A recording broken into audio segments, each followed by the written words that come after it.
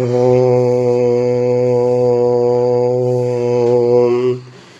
സരസ്വതി നമസ്തുഭ്യം വരദേ കാമരൂപിണീ വിദ്യാരംഭം കരിഷ്യാമി സിദ്ധിർ ഭവതു may സദാ.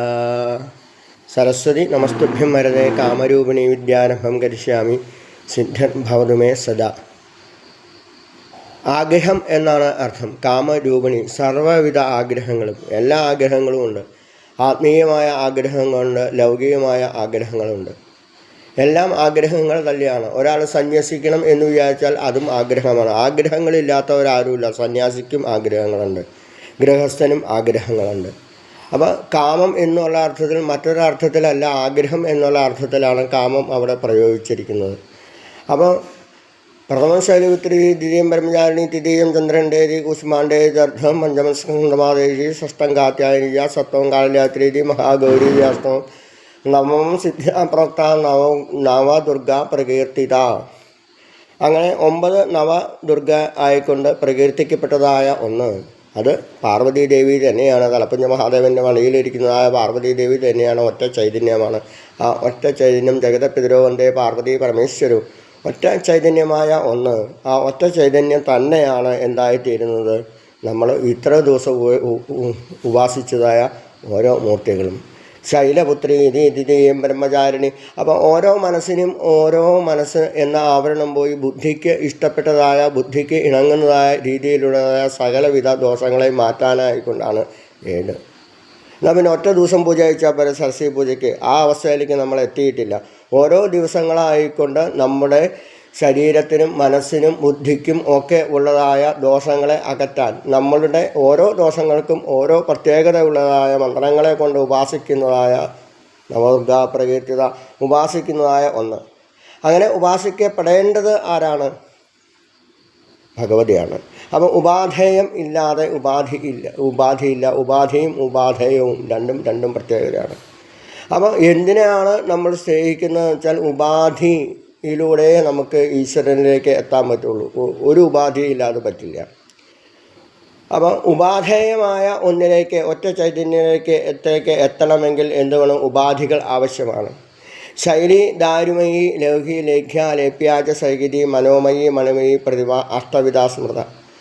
അങ്ങനെ അഷ്ടവിധാസ്മൃതയായിരിക്കുന്നതായ പ്രതിമകളിലൂടെ പൂജിക്കുമ്പോൾ അവിടെ കളമെഴുത്തുമായിട്ട് കളമെഴുതി പൂജിക്കുന്നു. അതുപോലെ തന്നെ മഹാദേവൻ്റെ ലിംഗത്തിൽ പൂജിക്കുന്നു. അതുപോലെ തന്നെ സാളഗ്രാമത്തിൽ പൂജിക്കുന്നു. ഇതും ചതുർബാഹുവായിട്ട് സഗുണ ഉപാസനാലയത്തിൽ ബാഹുക്കൾ വെച്ചുകൊണ്ട് പൂജിക്കുന്നു എന്നർത്ഥം. അപ്പോൾ അങ്ങനെ പൂജിക്കപ്പെടേണ്ടതായ ഒന്ന് ഉപാധേയം. അപ്പോൾ ചില സമയത്ത് ഉപാധേയത്തിന് പോലും നിലനിൽക്കണമെങ്കിൽ ഉപാധി വേണ്ടേ? ഇപ്പം മഹാദേവനെ ചൈതന്യമായ ഒരു ക്ഷേത്രത്തിൽ, അല്ലെങ്കിൽ ഒരു ക്ഷേത്രത്തിൽ ഒരു സരസ്വതി പൂജയ്ക്ക് പൂജ കഴിക്കണമെങ്കിൽ എന്തു വേണം? ഉപാധി വേണം. അപ്പം ഉപാധിയും ഉപാധേയവും രണ്ടും പൂരകങ്ങളാണ് എന്നർത്ഥം. അപ്പം ഉപാധേയമില്ലാതെ ഉപാധിക്ക് നിലനിൽപ്പാം, ഉപാധിയില്ലാതെ ഉപാധേയത്തിന് നിലനിൽപ്പില്ല. അപ്പം ഈശ്വരന് നിലനിൽക്കണമെങ്കിൽ ഭക്തൻ വേണം, അല്ലെങ്കിൽ പൂജക്കൻ വേണം. പൂജാരി എന്ന് പറയുന്ന വാക്ക് തെറ്റാണ്. പൂജകൻ വേണം. പൂജയുടെ അടിശത്രുവാണ് പൂജാരി എന്ന് പറഞ്ഞാൽ. അപ്പം പൂജകൻ വേണം. കൃത്യമായ രീതിയിൽ ചിട്ടവട്ടങ്ങളോടുകൂടി പൂജ കഴിക്കുന്നതായ ഒരു പൂജാരി തന്നെയാണ് ഈശ്വരൻ. അങ്ങനെയല്ലേ? അത് നിരന്തരമായ നാമജപത്തിലൂടെ, നിരന്തരമായ ഉപാസനയിലൂടെ, നിരന്തരമായ അഗ്നിപ്രാകാരത്തോടെ ശരീരം ദഹിപ്പിച്ച് അവിടെ നിരന്തരമായ മൂലമന്ത്രത്തോടെ തൻ്റെ മുന്നിൽ പ്രത്യക്ഷപ്പെട്ടതായ ഒരംശത്തെ, ആ സഗുണോപാസനയെ പെട്ടെന്ന് വെട്ടിക്കളഞ്ഞോ അല്ലെങ്കിൽ പെട്ടെന്ന് അതിനെ തിരസ്കരിച്ചോ കൊണ്ട് ആ ചൈതന്യം മുഴുവനും തൻ്റെ ശരീരത്തിലേക്ക് പോയി ചേർന്ന് കഴിയുമ്പോൾ 16 അംശം ചേർന്ന് കഴിഞ്ഞാൽ ബാക്കി മുഴുവനും ലോക നന്മയ്ക്കായിക്കൊണ്ട്, ലോകത്തിന് പ്രകാശം ഏറാനായിക്കൊണ്ട് ബിംബങ്ങളിലേക്കും ശിഷ്യന്മാരിലേക്കും അതുപോലെ തന്നെയോട് ആവശ്യപ്പെടുന്നതായ എല്ലാവരിലേക്കും മന്ത്രങ്ങളടക്കം ചൈതന്യം എത്തിക്കപ്പെടുമ്പോൾ മാത്രമേ എന്തായിത്തീരുന്നുള്ളൂ? അവിടെ ഈശ്വരനും ഭക്തനും പൂജകനും ഒന്നായിത്തീരുന്നുള്ളൂ എന്നർത്ഥം. അപ്പോൾ ഒന്നായിത്തീരണമെങ്കിൽ പ്രാധാന്യം സംശയമൊന്നുമില്ല ഈശ്വര ബിംബത്തിനല്ല, കഴിക്കുന്ന പൂജകന് തന്നെയാണ്. അപ്പം ഞാൻ തന്നെയാണ് ഈശ്വരൻ എന്ന് പറഞ്ഞാൽ അതിൻ്റെ അർത്ഥം എല്ലാവിധ അഹങ്കാരം പോയി, എല്ലാവിധ അഹങ്കാരങ്ങളും വിനയത്തോടു കൂടിയുള്ളതായ തന്ത്രി. അത് തന്ത്രം അറിയുന്നവൻ മന്ത്രിയും, മന്ത്രം അറിയുന്നവൻ തന്ത്രിയും എന്നൊക്കെ നമ്മൾ പറയാറുണ്ട്. അപ്പം മന്ത്രിക്കേണ്ടതാണ് മന്ത്രം. അപ്പോൾ കീർത്തന സ്വഭാവം ഉള്ളത് എത്ര വേണമെങ്കിലും കീർത്തിക്കാം. അപ്പോൾ കീർത്തിക്കപ്പെടേണ്ടതായ ഈശ്വരനെ, ഈശ്വരമൂർത്തിയെ നമ്മൾ കഴിഞ്ഞ ദിവസം നീലമല, ചന്ദ്രമല എല്ലാം ഒരുമിച്ച് കൂടിക്കൊണ്ട് ഇന്നലെ ഒരു ഉപാസന രീതിയിൽ നമ്മൾ ഭജിച്ചു. അപ്പം ഭാഷയല്ല പ്രധാനം. ഏത് ഭാഷയിലൂടെ പറഞ്ഞാലും, ഡാൻസിലൂടെ പറഞ്ഞാലും, കീർത്തനത്തിലൂടെ പറഞ്ഞാലും, മന്ത്രത്തിലൂടെ പറഞ്ഞാലും ഭഗവതി അല്ലെങ്കിൽ ഭഗവാൻ കേൾക്കും. അപ്പോൾ അനുതാപം വളരുന്നു, മനമാകെ പിടയുന്നു, അരുതീവിധം അഗതിക്കൊരു ഗതിയേകു പോകുന്നത്. പണ്ട് അമൃതാനന്ദമയി ദേവിയുടെ ആശ്രമത്തിൽ അമ്മയുടെ മുന്നിൽ ഞങ്ങൾ അന്ന് ഇത്ര സിസ്റ്റംസ് ഒന്നുമില്ല, വളരെ കുറച്ച് പേര് മാത്രം സിമ്പിളായി, അന്ന് ദേവീഭാവമില്ല, മാതൃഭാവത്തിൽ ജപിച്ചിരുന്നതായ കീർത്തനമാണത്. ഹരശങ്കര ശിവശങ്കര ദുരിതങ്ങള ശിവനെ ഹരിദാസ്യമുടന സിംഹം വളരാം ലയുണേ എന്നുള്ളത് വരികളെ കടമെടുത്തുകൊണ്ട് പ്രകൃതിത്വത്തിന് ബലമില്ല, സുഹൃതത്തിന് ബലമില്ല,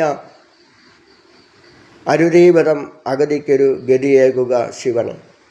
ആ കീർത്തനങ്ങൾ തന്നെയാണ് ഇന്നത്തേക്ക് എന്നെ എത്തിക്കാൻ സാധിച്ചത്. ലോകത്തിന് മുഴുവനും നന്മ ചെയ്യുന്നതായ, വെറും 4ാം ക്ലാസ് വിദ്യാഭ്യാസമുള്ളതായ,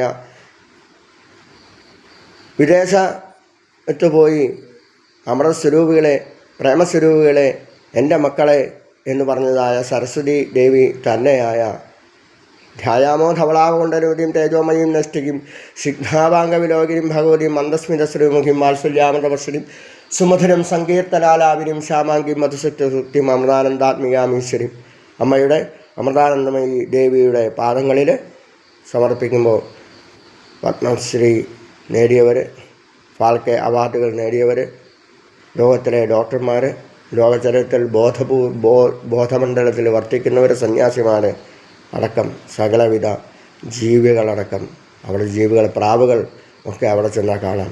സകലവിധ ജീവികളടക്കം എല്ലാവരും ഒന്നായി ഒറ്റക്കെട്ടായി നിന്നുകൊണ്ട് നമഃശിവായ മന്ത്രത്തിൽ മുഖരിതമാകുന്നതായ കായൽ, നമഃശിവായ മന്ത്രത്തിൽ അസ്തമനം കാണുന്നതായ വിദേശികൾ, നമഃശിവായ നമഃശിവായ നമഃശിവായ നമഃശിവായ കൊണ്ട് കൊല്ലം ജില്ല മുഴുവനും ചൈതന്യം നിറയുന്നതായ വള്ളിക്കാവ് ആശ്രമമടക്കം, അമ്മയടക്കം, അമ്മയുടെ ശിഷ്യന്മാരടക്കം, നമുക്കേ ഇത് വേണ്ടാത്തതുള്ളൂ.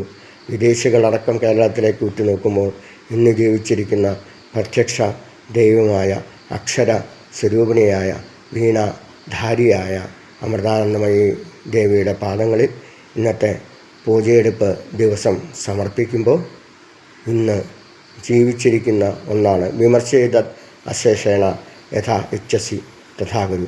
അമ്മയെ വിമർശനാത്മകമായി സമീപിക്കുന്നവരോട് ഒന്ന് മാത്രമേ പറയാനുള്ളൂ, വളരെ കുറച്ച് ദൂരമുള്ളൂ കൊല്ലം ജില്ലയിലേക്ക്. കൊല്ലം കണ്ടവന് ഇല്ലം വേണ്ട എന്ന് പറയാറുണ്ട്.